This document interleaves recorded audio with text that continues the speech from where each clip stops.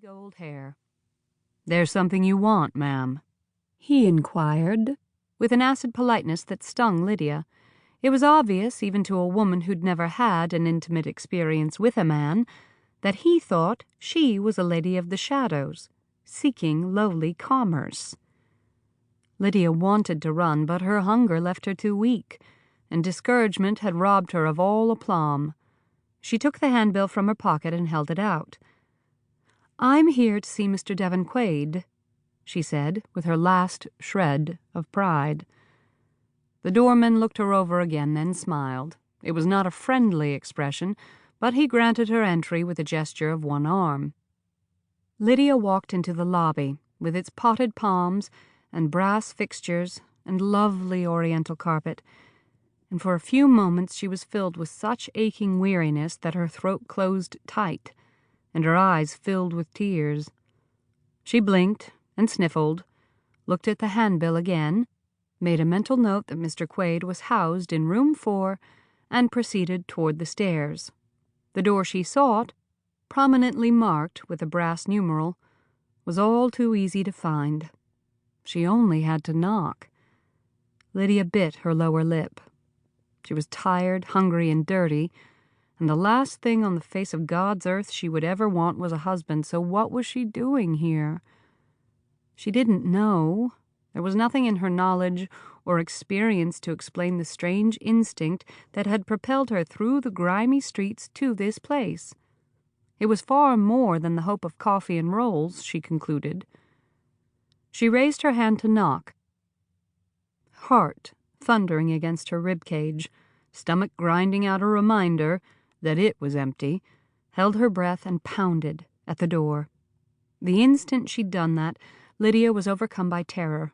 She glanced in one direction, then the other, ready to flee down the hallway and escape, but her legs wouldn't take orders. She was frozen there, on the threshold of a strange man's quarters, with little or nothing to say for herself. There was grumbling inside the room. Lydia continued to struggle against her own inertia, but to no avail.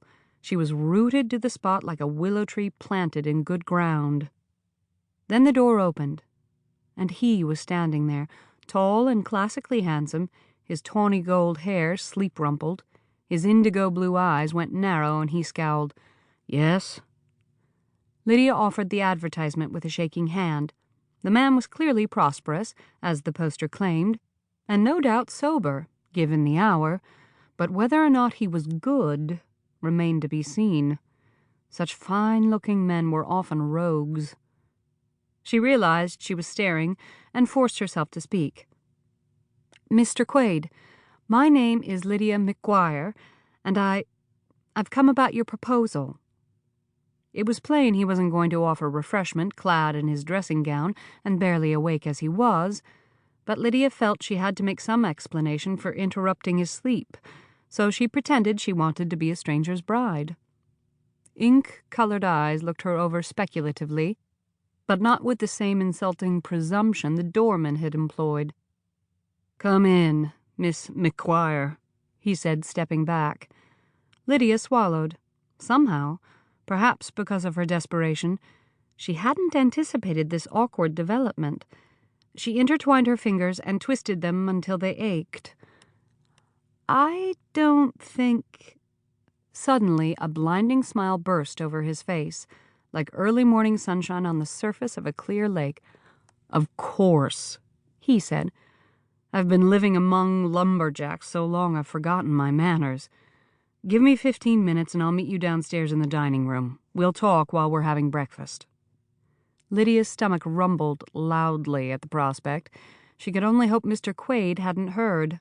She nodded and stood there in the hall, still as a marble monument, long after he'd closed the door.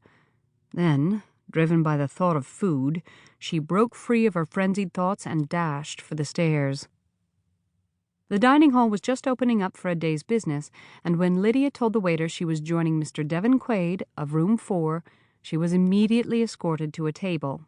Coffee appeared, sending fragrant steam from the spout of a silver pot, and a crystal plate towering with fresh pastries was set before her. Lydia's eyes went wide as she watched the rich brown liquid being poured into a delicate... To keep listening to this audiobook, I've left you a link in the description so you can do it, at no cost thanks to Audible's 30-day free trial.